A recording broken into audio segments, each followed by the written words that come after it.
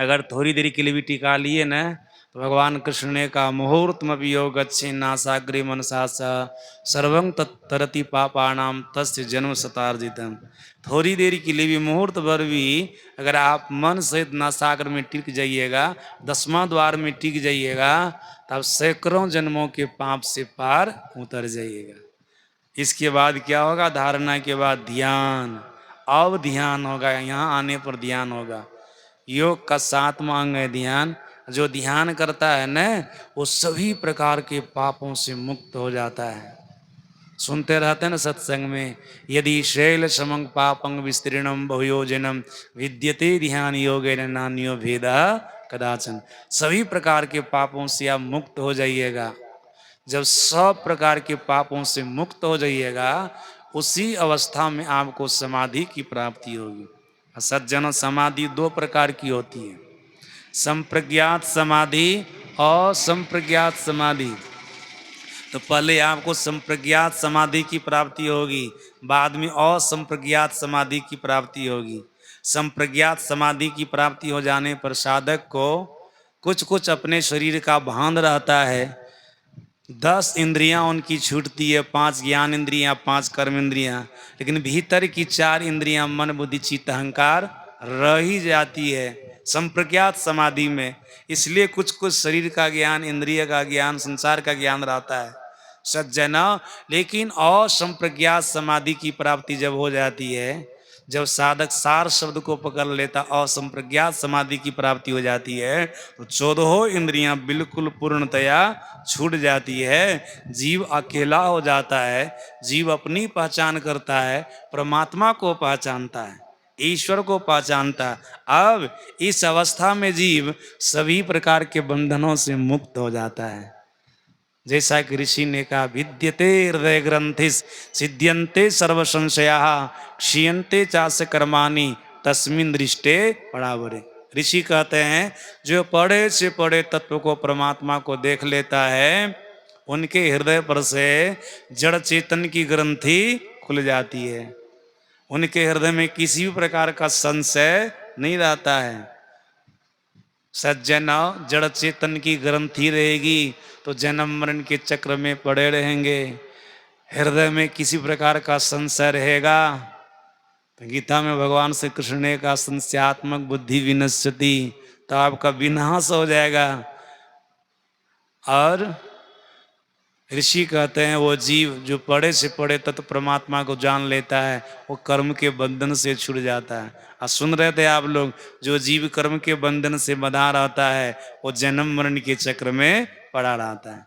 कर्म का बंधन भी आपका खत्म हो जाएगा।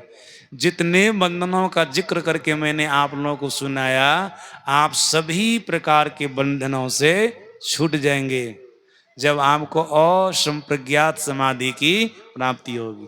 लेकिन इस समाधि को प्राप्त करने के लिए अत्यंत वैराग्य चाहिए। किससे? संसार के विषयों से, संसार के प्रपंचों से वैराग्य चाहिए, तब आपको इस समाधि की प्राप्ति होगी। सज्जना, यहाँ तक आने पर आपको अखंड सुख मिलेगा, परमात्मीय सुख मिलेगा, जो सुख कभी खंडित नहीं होता है। ऐसे सुख को पा लीजिएगा ना, संसार में आपको धन दौलत कुछ नहीं भी रहेगा ना, तब भी आप पूर्ण सुख का अनुभव करेंगे। एक प्रसंग सुना देता हूं इस पर, उसके बाद मैं अपनी वाणी में विराम दूंगा। महात्मा बुद्ध एक राजा के राज में चौमासा मना रहे थे। वहां पर बहुत सारे धार्मिक विचार के लोग उनके प्रवचन को सुनने के लिए आते थे। साधक सब आते थे, सत्संगी सब आते थे।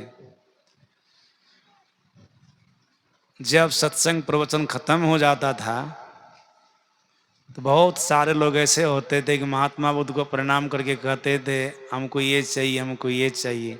कुछ ना कुछ लोग मांग करते थे। कोई धन की मांग करते थे, कोई संतान की मांग करते थे, कोई नौकरी की मांग, कुछ ना कुछ मांग करते थे। तो एक दिन उनके शिष्य, महात्मा बुद्ध के शिष्य आनंद, महात्मा बुद्ध से पूछते हैं, बनते मतलब भगवान, आपके पास सब मांगने ही वाला आता है, देखता हूँ कि क्रम क्रम से कुछ न कुछ लोग मांग ही रहे हैं सब दिन। तो महात्मा बुद्ध क्या कहते हैं, नहीं जी, हमारे पास ऐसे भी लोग आते हैं जो कुछ भी नहीं मांगने वाले। कैसे को मैं कहाँ देखता हूँ। तो महात्मा बुद्ध बोले, कल मैं तुमको दिखा दूंगा। दूसरे दिन का सत्संग हुआ, प्रवचन हुआ, तो महात्मा बुद्ध ऐलान करते हैं अपने से, आज मैं सबको सब कुछ वरदान के रूप में देने के लिए तैयार हूँ, जिनको जो मांगना हो मांग सकते हैं। जब ऐसा कह दिए खुला, तो मांगने वाली कमी है। दाता एक राम, भिखारी सारी दुनिया। दुनिया के लोग तो भिखारी ही है। महात्मा के पास जाते बिरले कोई कोई सत्संग ध्यान का वरदान मांगते कि हमको करने में मन लगे। नहीं तो प्रायः तो लोग संसारी की वस्तु मांगते हैं, बेटे बेटी को मांगते हैं, धने दौलत मांगते हैं, नौकरी चाकरी मांगते, देखते हैं न।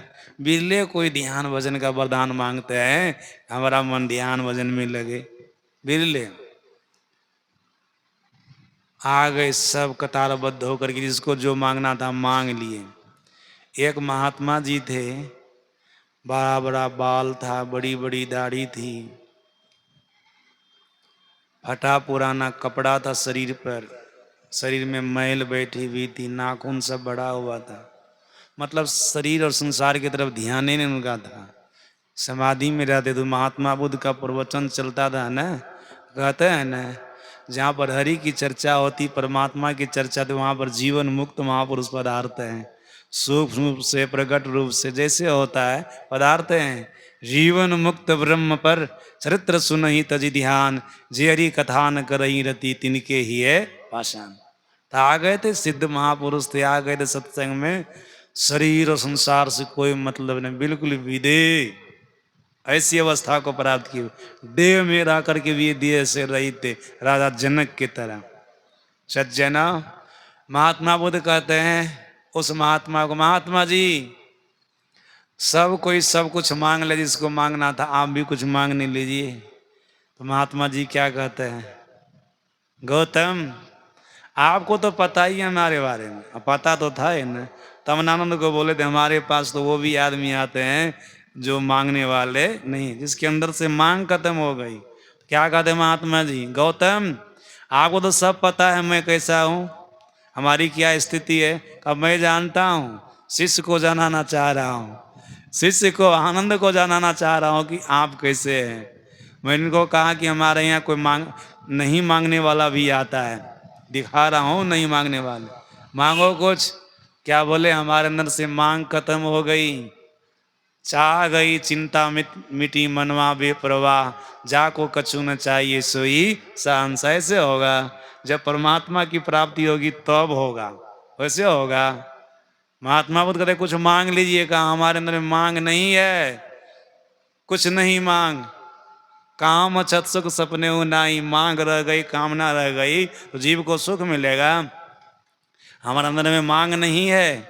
आपकी कृपा से, ईश्वर परमात्मा की कृपा से हमें उस चीज की उपलब्धि हो गई है, आत्म तत्व परमात्म तत्व, जिसकी उपलब्धि हो जाने पर संसार की कोई मांग नहीं रहती है। भले हमारे पास देखने के लिए कुछ भी नहीं है भौतिक सुख साधन, लेकिन मैं भजन में भक्ति रस को पाकर उसमें आनंदित रहता हूँ, मैं प्रसन्न रहता हूँ। हमारे भीतर में संसारी कोई भी चाहना नहीं है। यही है परमात्म धन, ईश्वरीय धन। आज कुछ नहीं है तब भी ये पूर्ण सुख का अनुभव करते हैं, लेकिन संसारिक लोगों के पास में सब कुछ रहता तब भी ये दुख का अनुभव करते हैं। यह भक्ति का प्रभाव, यह भजन का प्रभाव। सज्जना, अगर आप भजन करते करते ईश्वर तक की यात्रा कर लेंगे, परमात्मा तक की यात्रा कर लेंगे, तो आपको अखंड सुख मिलेगा। और ऐसा सुख मिलेगा पूर्ण तृप्तिदायक। और सुख पाने की कामना नहीं। जब तक आप जीवित रहेंगे तब तक ये सुख आपके साथ में रहेगा। मर जाइएगा ना, तब भी ये सुख आपके साथ में रहेगा। ये सुख कभी आपका छूटेगा नहीं। संसार का सुख मायिक सुख है, छूटेगा, लेकिन ये सुख निर्मायिक सुख है, परमात्मा सुख है, ये सुख कभी नहीं छूटेगा। इस सुख की उपलब्धि हो जाने पर संसार के कोई भी पदार्थ नहीं रहेगा, तब भी आप पूर्ण सुख का अनुभव कीजिएगा। लेकिन होगा कब, मर जाइएगा तब। जीवन काल में से सुख को उपलब्ध करना। इसलिए संत कबीर साहब ने कहा साधु भाई जीवत ही करो आशा, जीवत समझे जीवत बूझे जीवत मुक्ति निवासा, जियत कर्म की फांस न काटी मुए मुक्ति की आस। जीवन काल में होगा।